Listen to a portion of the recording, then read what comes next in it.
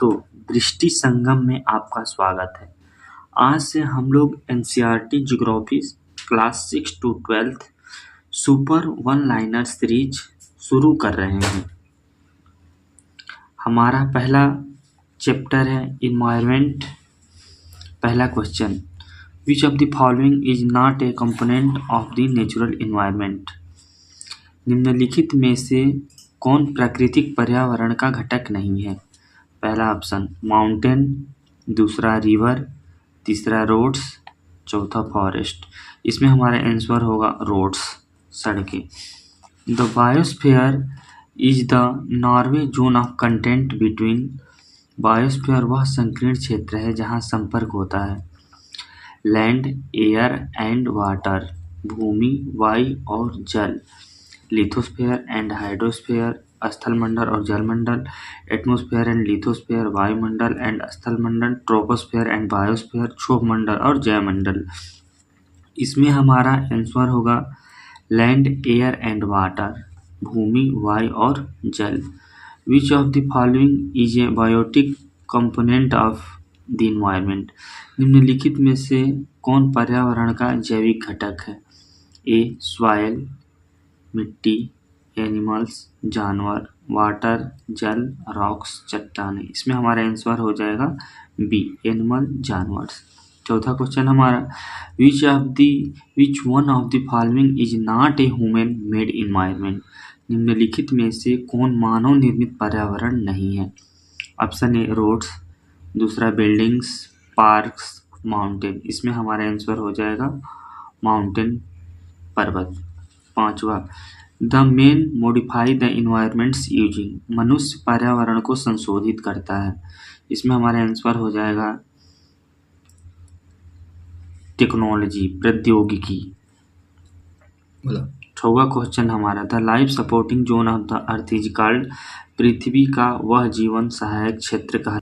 ए lithosphere, स्थलमंडल, atmosphere, वायुमंडल, biosphere, जयमंडल, हाइड्रोस्फीयर, जलमंडल। इसमें हमारा आंसर हो जाएगा बायोस्फीयर, जयमंडल। Which is not a function of the atmosphere. निम्नलिखित में से कौन वायुमंडल का कार्य नहीं है।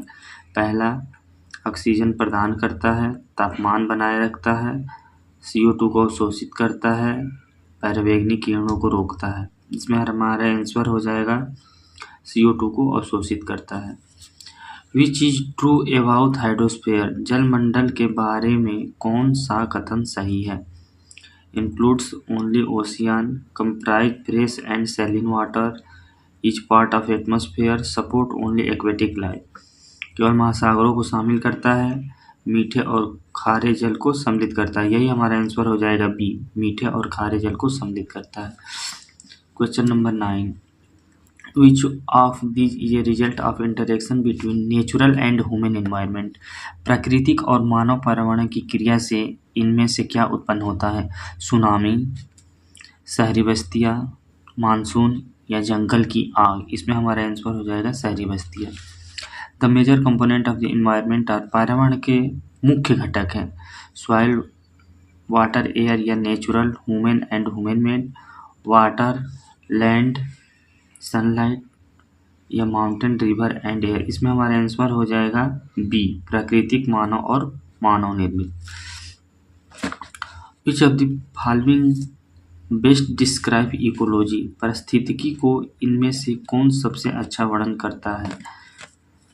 इसमें हमारा आंसर हो जाएगा स्टडी ऑफ अर्थ क्रस्ट, पृथ्वी की परतों का अध्ययन, मौसम का अध्ययन या जीवों और उनके पर्यावरण का अध्ययन। स्टडी ऑफ मिनरल्स, खनिजों का अध्ययन। इसमें हमारा आंसर हो जाएगा सी, जो कि जीवों और उनके पर्यावरण का अध्ययन है। Which zone sustains all life forms. कौन सा क्षेत्र सभी जीवों रूपों को बनाए रखता है।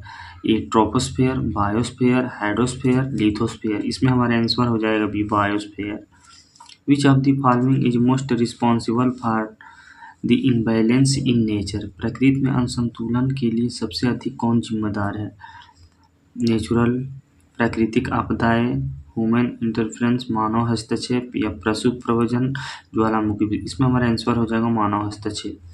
विच of the following has both biotic and abiotic interaction, निम्नलिखित में किसमें जैविक और अजैविक दोनों प्रकार की प्रक्रियाएं होती हैं?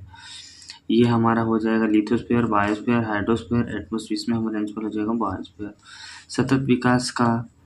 सतत विकास का मुख्य उद्देश्य है तीव्र औद्योगिकीकरण, संसाधनों का संतुलित उपयोग, वनों का उन्मूलन या शहरी ढांचे का निर्माण। इसमें हमारा आंसर हो जाएगा B, balance use of resources, संसाधनों का संतुलित उपयोग।